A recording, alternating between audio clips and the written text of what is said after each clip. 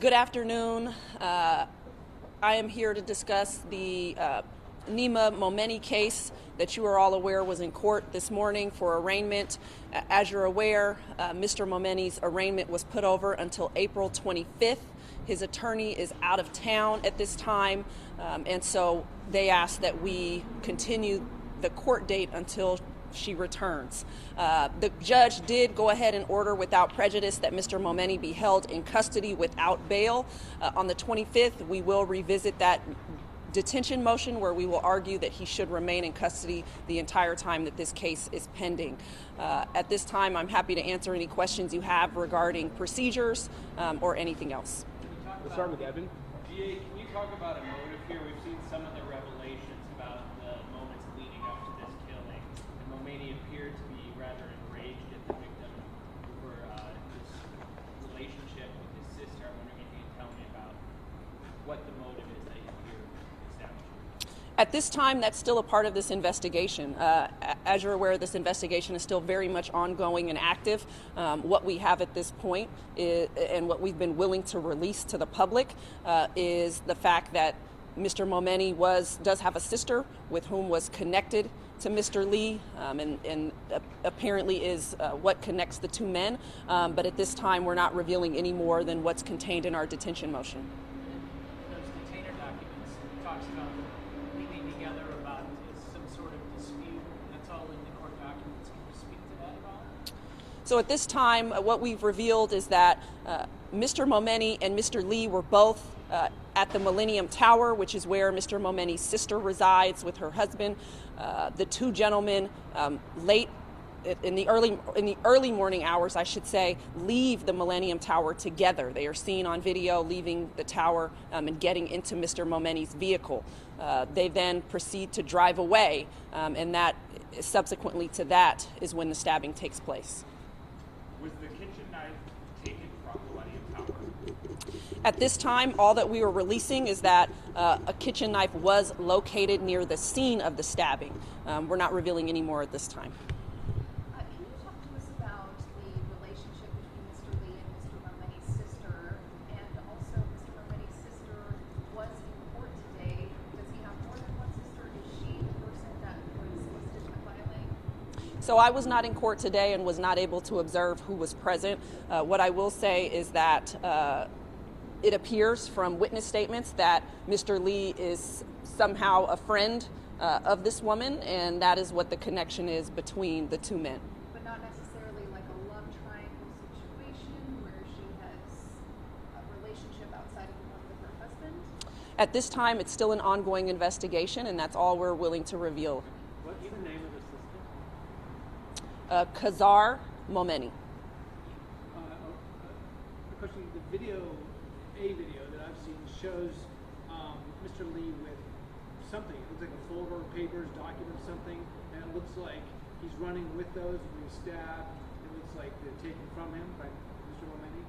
Do you know? Can you speak to that? Do you know anything that he did? Was something taken from him? I'm not aware of what video you have seen. The only video that I'm aware has been released to the public is the one where he collapses. So I'm not clear on what you've viewed. So you don't know anything that was taken from him by Mr. Momeni? Again, the facts as we have released are what are in the detention motion. So I just think you need to be very careful about any facts that are coming from somewhere else at this time. Okay, we're going to go here and then to Dan. Mr. Momeni's family his lawyer has suggested that this didn't involve romance in any way. It involved drugs, and that Mr. Lee was using drugs. I noticed in the motion you mentioned that he and Ms. Momeni were drinking together, but were there also drugs being used that night? At this time, all that's being released is what's contained in that motion. There appeared to be some discussion about whether or not she had used drugs between the two men, but at this time, that's all that we've released. Dan and Speak to that text message that the detainer motion talks about, that she had texted him about the dispute that the defendant had with the victim, and also basically the detainer motion says that he stabbed him, which was deliberate.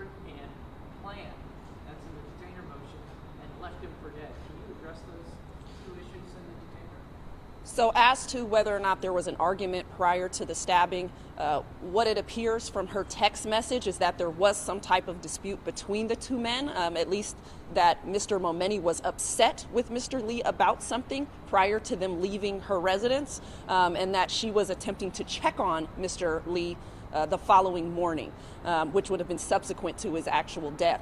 At the time of the stabbing, it appears that Mr. Momeni did leave Mr. Lee there, obviously at the scene. We then, as you know, have all viewed a video of Mr. Lee attempting to call 911, attempting to find help, and not being able to be successful with that. And so to that extent, yes, he was left to die. No, but the issue of being deliberate because he took the kitchen knife with him, that's what the detained motion. Explain why that's important. It's important because it goes as to whether or not we are proceeding with the theory of first-degree murder, which requires premeditation, or second-degree murder, which is a crime of passion. At this point in time, we are still very much looking at first-degree murder. This is a person who was in his vehicle with a kitchen knife. That's not something most of us carry around at all times with us, and so that this was something that he intended to do. Hey there. I was hoping you could maybe just clear up one small thing in the detained motion, where on one of the pages it talks about the witness and Bobley going to the Bobley's hotel room, and then in the next paragraph leaving to go to the victim's apartment. And I was hoping you could Yes. just clear that. What's happened? Did he have an apartment, or was that the witness's apartment, or is there a typo? What's happening? I did review that motion, and that is a typo. They went to the witness's apartment. Okay, thanks. Mr. Lee doesn't have a residence here. Yeah. Can you tell us anything about the suspect's criminal history? I cannot. We have not alleged any prior convictions in this complaint, and so that's as much as I can say. A lot of the motion rests on this witness. How come he's not identified? We don't normally identify who our witnesses are. One, it's a safety issue. We want to keep people safe when they're willing to speak, to the police in serious cases like this. We also have confidentiality concerns, and again, I've tried to stress this is very much an ongoing investigation, and so we still have more interviews to conduct, and we would rather not expose our witnesses to the public at this time. And just quickly, if I could, is there any chance that Mr. Lee would have survived if the car he tried to stop I am not aware of, at this time, of whether or not he would have survived. What type of cooperation are you guys getting from the suspect and from the family? Are they cooperating with you guys? All that I'll say at this time is that he had a lawyer prior to his arrest, and so at this time, San Francisco police are continuing to conduct their investigation and do what they need to, but that's the most that I can say. You would imagine he's been advised by counsel how to proceed. Would you characterize Mr. Lee and Mr. Momeni as having a friendship prior to this at any point, or were they just knew each other? I cannot comment as to the nature of their connection or their relationship prior to that evening. Like I said, we are only 10 days into this investigation. There's much more to flesh out, and the police are actively investigating. We know Mr. Lee called 911 after he was stabbed. Is there any indication that he called anyone else before he passed? The only call that I am aware of is to 911. Is the lawyer that he had prior to his arrest the same lawyer he has today? That's my understanding, yes. Did Mr. Momeni identify his assailant? Did Mr. Lee? No, he did not identify who stabbed him in that phone call. Is there any chance that Mr. Momeni was on drugs or inebriated at the time of the attack? Unfortunately, we will, unless we find evidence of that through witnesses, that is something that we will not become aware of, at least through toxicology, given the time that it took to make that arrest.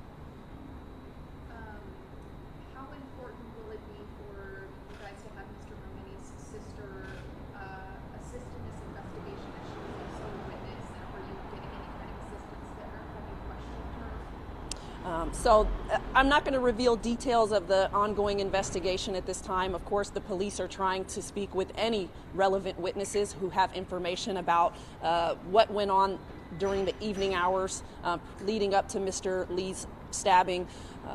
And so, they're attempting to get as much information as they can.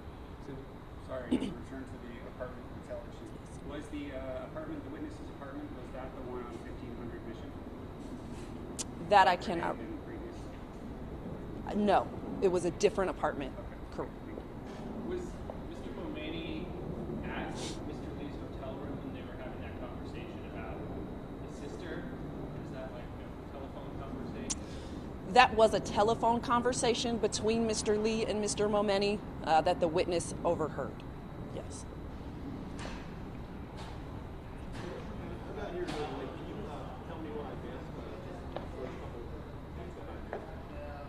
I simply, when I started, said that today, unfortunately, the arraignment did not take place. It was continued to April 25th.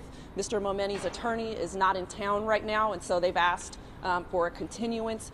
In the meantime, the court did rule that he will be held in custody without bail until April 25th, at which time his lawyer can oppose our detention motion.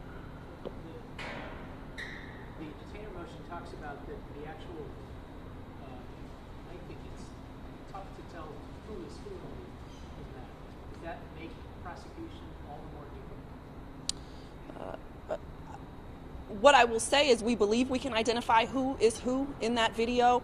Certainly, we would always love to have clear HD quality video that shows a crime. But that's not always the case. But we do feel in this particular situation that we have sufficient evidence to believe that Mr. Momeni committed this crime and that we have proof beyond a reasonable doubt that he committed murder. Sorry, one final question. This murder, people made an incredible amount of hay out of it when it first happened, and obviously fed into this whole doom loop, San Francisco, whatever.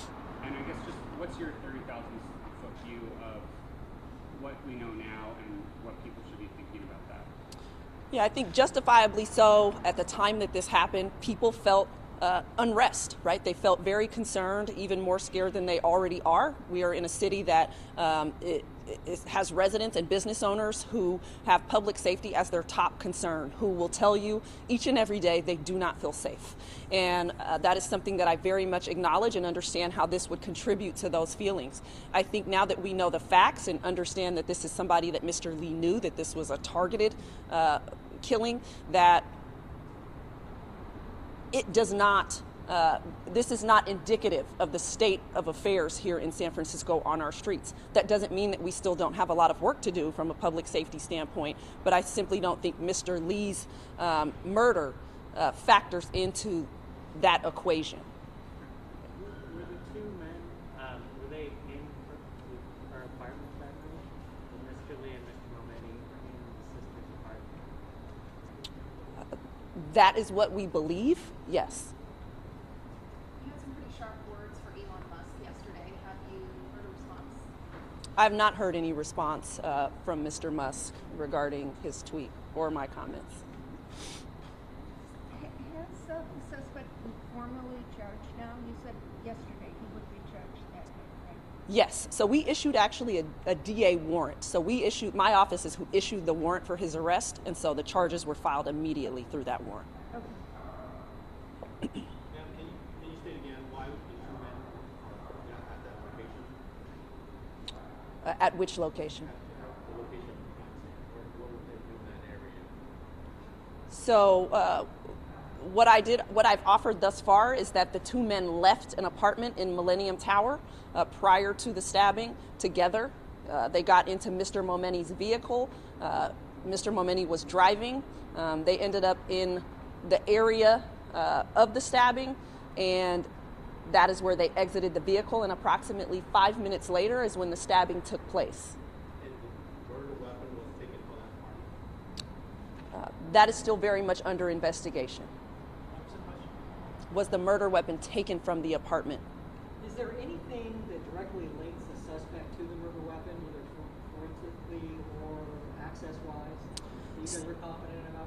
So far at this time, all we are releasing to the public is what's in that detention motion. More will come out as this investigation continues and this case goes to court, particularly for its preliminary hearing.